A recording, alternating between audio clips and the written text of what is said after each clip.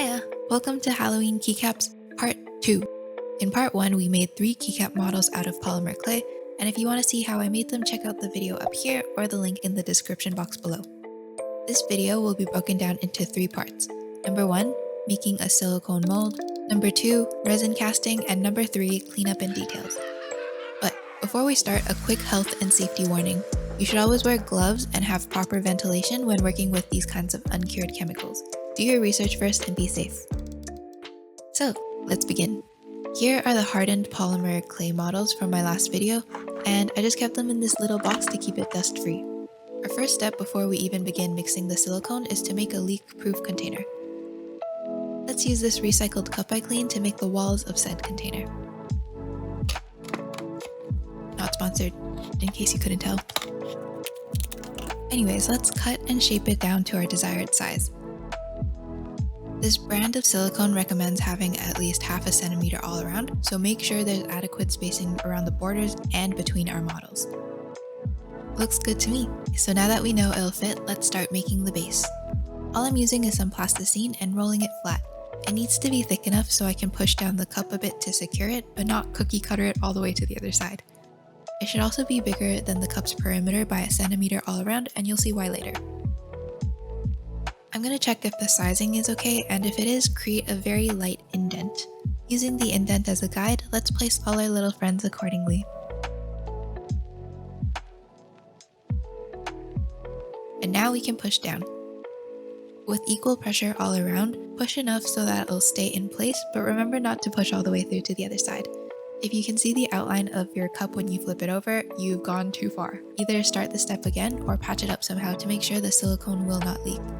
Now hold the cup in place and reinforce the outer sides by pushing that extra centimeter of plasticine we left over in and upwards. Once that's done, make any necessary adjustments and push our little guys in to secure them in place, and also to ensure that none of the silicone will go underneath them. Whatever is in contact with the plasticine right now will become the opening to pour our resin into later. And once they're all secure, we can push that aside and finally work on our silicone solution. I'm using 2-part silicone mixture from the brand Let's Resin, and the instructions are pretty straightforward. This brand requires me to have equal parts of A and equal parts B and just mix for 5 minutes straight.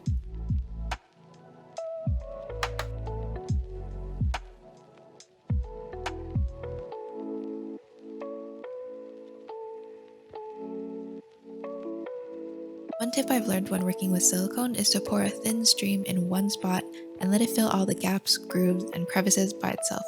Slow and steady is the way to go here.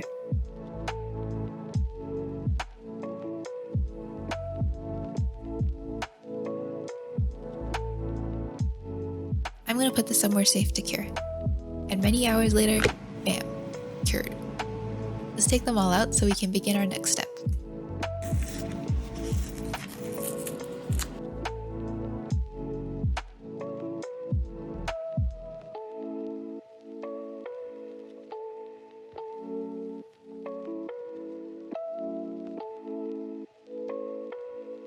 Resin.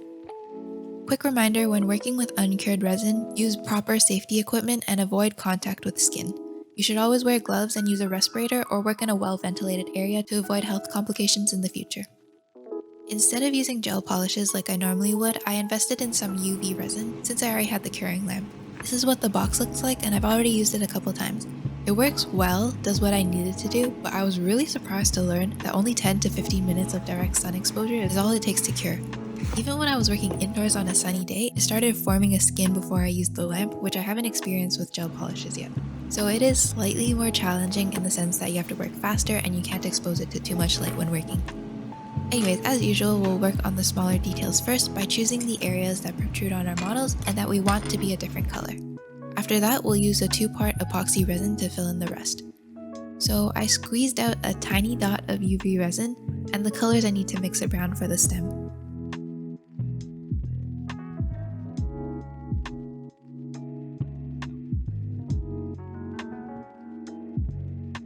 Once I'm happy with the color, I'll fill in the indents.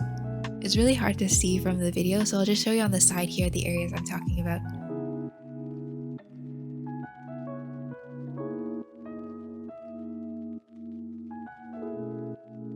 and then let it completely cure for about a minute under the light.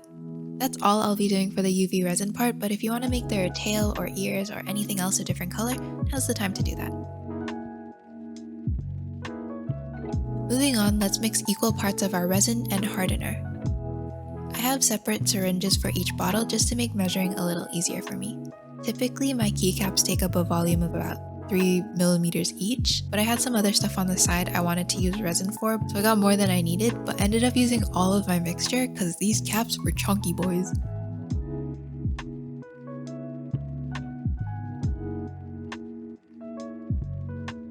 After mixing for 3 minutes, I poured out what I thought would be enough for 2 pumpkin keycaps and mixed in yellow and red to get a nice orange color. I wanted them to look a little jelly-like and translucent, so I didn't make the mixture too opaque. Before pouring all of it in, we need to fill in the small gaps that can easily collect bubbles. These are the areas of the catkin and his tail. And now we can begin our pour. Just like the silicone, focus a slow, steady stream in one area to allow the resin to fill any gaps by itself.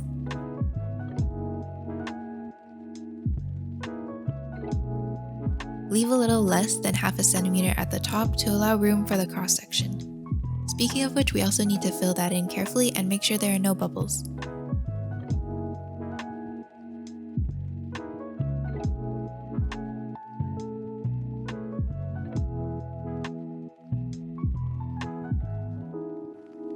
There aren't any small crevices I need to fill in this one, so I went in straight with the pour.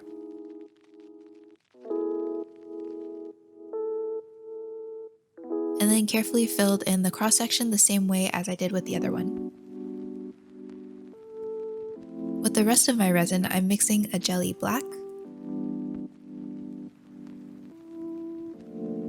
filling in all the small gaps of my mold, and slowly pouring that in too.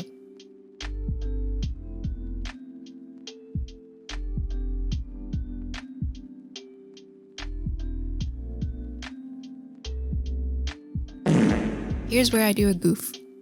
I forgot to take into account how much space the cross sections would take up, and I never tested to see if they would fit. Look at that, there's no way my other cross sections are going to fit.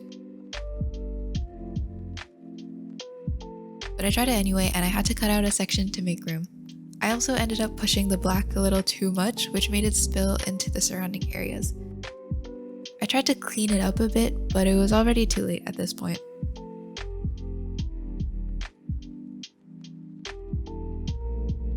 Anyway, with the remaining resin, I mixed a purple to fill in the accessories.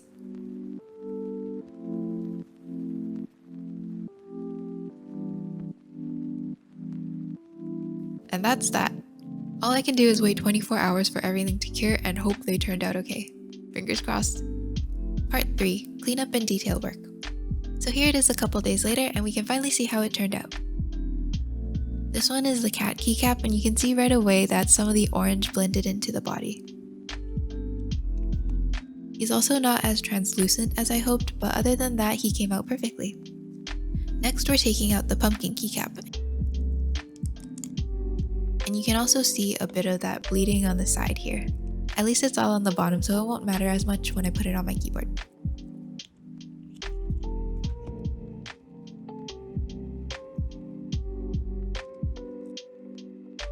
Our last cap is the Catkin, but he was kinda stuck, so I took out all the accessories first.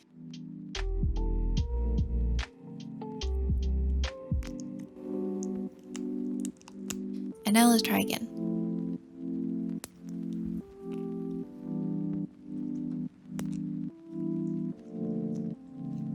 Ta-da! Here he is. Now that we know they're all structurally sound, we can go ahead and finish off with that detail work. I'm not going to go too in-depth with this step, but all I did was carefully fill in the indents with UV resin, cure it, and repeat for all our cappers. Oh, and I also dropped the pumpkin and it fell into another universe, so I quickly made another one with UV resin.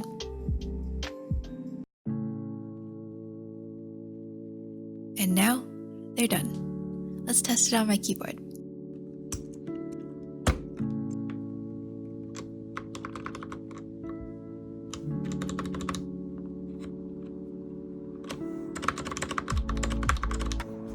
Here's what they look like in natural lighting,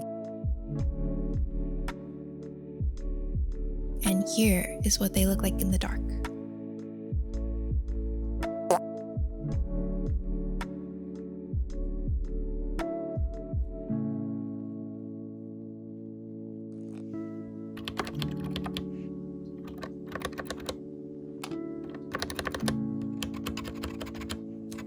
Thank you so much for watching. That's all for today. If you enjoyed today's video, make sure to like and subscribe and turn on post notifications to see when I upload next time. Boo. I mean,